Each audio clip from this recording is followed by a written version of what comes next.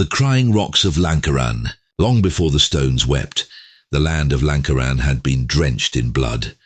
A relentless cycle of war consumed the region as waves of invaders sought to seize control of the land's riches. In one of these brutal campaigns, during the reign of the mad Sultan Razmir, a battle unfolded that would leave the earth itself scarred for centuries. It was the dead of winter, and the snows were falling heavy like the weight of death itself. The Sultan, known for his cruelty and taste for violence, had pushed his army into the southern mountains, hoping to trap the rival king's warriors. The enemy, a band of fiercely loyal men born of the mountains themselves, knew no surrender. For weeks the two forces clashed, staining the white snow crimson. But it was not the Sultan's madness, nor the king's honor that would be remembered. It was the sound. The battle raged on until one night, during a blood-red moon, the sky cracked open with an unnatural storm. Thunder roared across the mountains, and in the chaos, both sides vanished, an entire battalion swallowed by the earth, as the rocks beneath them split open, as if the land had enough of the endless violence. But the dead did not rest. Neither Sultan Razmir's army nor the mountain warriors were ever found. No bodies were recovered, no graves marked their passing. All that remained were jagged stones, and on the windless nights that followed, a sound began to echo through the valley, a low, mournful wail. The villagers, who had watched from afar, spoke of the cursed warriors trapped in the rocks, their souls bound to the battlefield for eternity. Some said the Sultan's dark magic had backfired, that his greed for power had summoned something far worse than any army, a curse upon the land itself. The crying was relentless, an eternal torment for those who had fallen.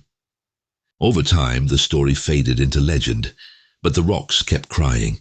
3 centuries later, the rocks remained a place no one dared visit after dusk. The children of Lankaran grew up with whispered warnings from their grandparents, who told of the wails of the dead.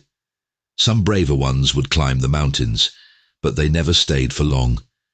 The air around the stones was colder than the rest of the valley, and the feeling of being watched was overwhelming. Young Turol was one such boy, a shepherd who had heard the stories but didn't believe them.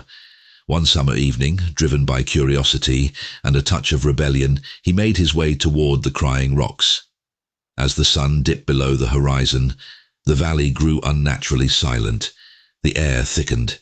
His breath turned to mist, though the evening had been warm just moments before. Turol reached the rocks, jagged and black as if burned by fire, and then he heard it, a soft, eerie sobbing. At first it was distant, like the echo of wind through a cave, but soon the sound grew louder, more distinct, like voices calling out in torment. The crying surrounded him, filling his head, pulling him closer. He stumbled forward, driven not by his own will, but by the weight of those unseen voices.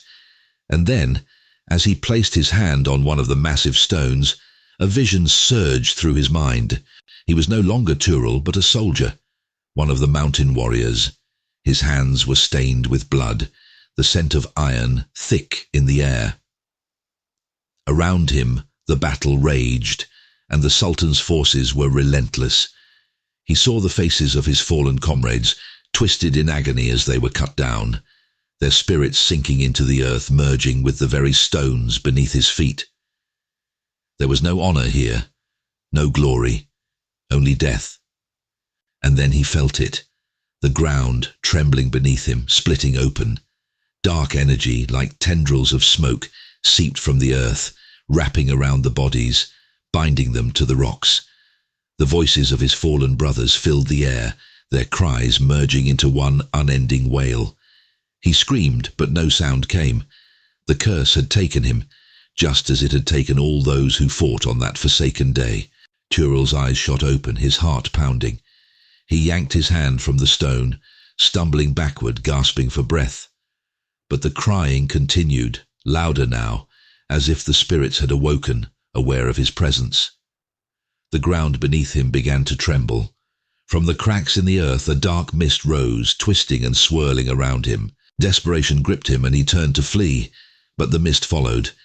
The rocks themselves seemed to shift, reaching out, as if the souls within them were clawing their way back to the surface. Tural ran, the cries of the dead echoing in his ears, louder and louder, until they were deafening. By the time he reached the village, the sun had fully set, and the wailing had finally stopped. But the mist, the darkness, still clung to him. He could feel it in his bones, the weight of the curse seeping into his very soul. From that day forward the villagers noticed the change in Tural. His once bright eyes grew dark, and he spoke little of what he had seen that night. But they knew. They all knew. The crying rocks had claimed another, and the weeping, it never stopped. Some say, if you listen closely enough on a cold, still night, you can still hear the voices of the cursed souls calling out, pleading for release from their eternal torment. But no one dares go near the rocks anymore. For now it's not just the stones that cry, it's those who return.